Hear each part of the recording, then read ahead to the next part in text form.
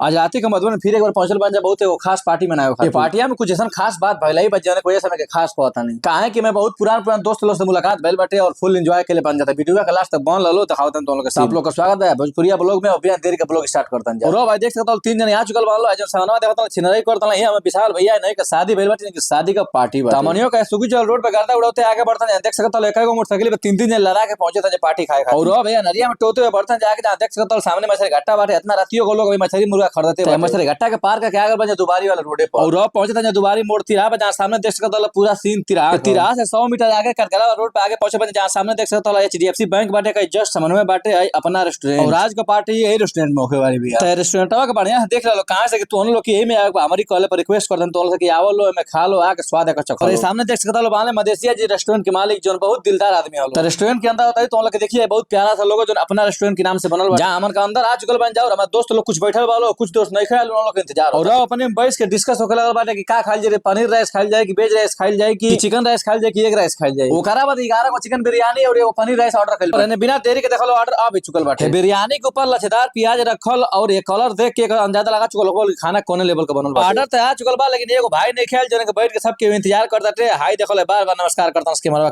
सब के अपने मैंने अपन सुख दुख गावताटे है ना अमित भाई बा जो धीरे-धीरे देखलो एक चम्मच मारल शुरू कर देल बिरयानी तब बोले देख सकत प्रदीपो डॉक्टर आ चुकल बारे भाईवा सुनला सा पार्टी बारे ढाका वाला छोड़ के आइल बहुत डॉक्टर को तो यही बात के लेके इनकी में विशाल में एक तक्कड़ हो गइल बा और मैंने देख सकता सबसे पहले टूट गइल बा खाना पर बेचारा तो मैंने देख सकता आ गइल बा ठंडा थम्स अप को जने के गिलासी में ढाल के सबके दियाए लगल बाटे अब सब के मिल के पार्टी के एंजॉय कर चालू कर देले बाटे खाना खाली स्टार्ट कर देले बाटे। तो भैया लोग बड़ी ढेर दिन के बाद टीम मिलल बिया और टीम के साथ बैठ के खाना खेले का मौका मिलल बाटे बहुत देर तक मस्ती मजाक खेले के बाद फाइनली पार्टी हो गइल बा। एने जितेश्वर भैया बाला ठंडा पिए के बाद एक एक्सपायरी चेक करता हूं एने प्रदीप भैया बा जो सबसे पहले स्टार्ट कर खाइल सबसे लास्ट ले खाते भाई सब के खाना वाला खा के देखल हम निकले शुरू कर देले भाई आई भैया देखा था हाथ उठावता के खा भइल बनी और टेबल के देखी सकता कौन हालत कर देल बन खा पी के भैंसिया ने पूरा छीट छाट देल बनी जाए और मैंने पेमेंट कह के देखा भैया कल नमस्कार और निकलता बाहर विशालो भैया लइकन खाली पूरा दोनों हाथ मुंह पोछते हुए आवत आगे हमने को पहुंचता मधुबन बिच्छे बाजारी में गुप्ता गली में और पहुंच गेल बन जा ईश्वर दत्त जी की दुकानी पर एजे ऐसे बन जा कि खइले के बाद कुछ मीठा लगेला मनियो का बात तेरे को कौन आइसक्रीम लेके आ देखो गुप्ता गली पर होते हुए निकलता मधुबन बाजार करा बात पाती वाला रोड पकड़ के निकलता है कहां से जाए गांधी मैदान जहां पहले से देख सकता पूरा हमारी टीम आके खड़ा भी इंतजार करती है ई मर्दवा तो पीछे निकल छोड़ जहां जाता है पहुंच जाता है ने शर्मा झिल्ली में से निकाल के लगल बन दे आइसक्रीम के बात करते गलत मत समझिए आइसक्रीम खइले के बाद एक घंटा मस्ती मजाक भउए और अब समय आ गेल घर गइले काहे कि अब धीरे-धीरे समय बहुत ज्यादा हो बता 11 बज चुकल बाटे जनते वाला ढेर रात घर जाए तबले ने सुनील शर्मा जी के पता ना का गो मरते पूरा हंसते हुए चेयर दे आगे लगवा हाय भैया बाना जो नायल बना अहमदाबाद से हमन की पार्टी में शामिल भाई सब के अपन गाड़ी लेके निकल घर की ओर देख सकता केहू झाड़ी पड़ जाता केहू रास्ते में देखे जाता केहू पड़ जाता